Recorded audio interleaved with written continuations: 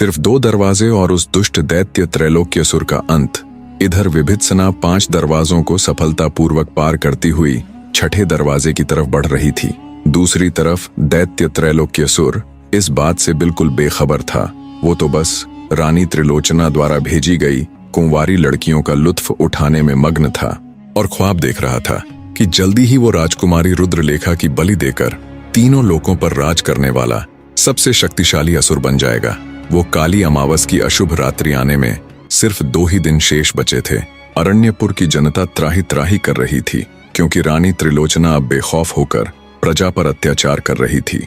उसने अपने सैनिकों को पूरी छूट दी हुई थी कि उन्हें जहां कहीं कुंवारी सुंदर लड़की दिखाई दे उसे उठाओ और भेज दो उस दुष्ट दैत्य के पास उसका आहार बनाकर।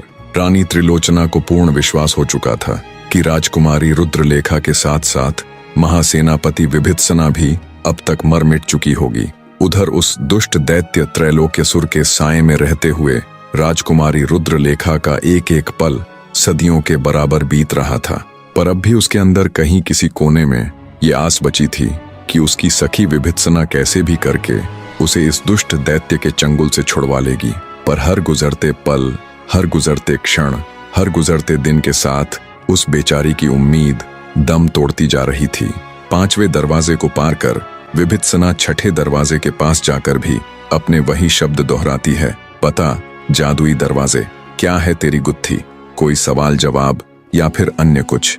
विभित्सना के इतना कहने पर छठा दरवाजा भी उसे एक कहानी सुनानी प्रारंभ करता है।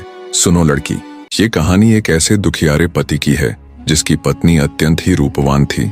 उसकी सुंदरता ऐसी थी कि बड़े से बड़ा ऋषि मुनि भी उसको क्षण भर के लिए देख ले तो तुरंत अपनी तप साधना त्याग कर उस सुंदरी के साथ एक साधारण सा सांसारिक जीवन जीने को उद्यत हो जाए।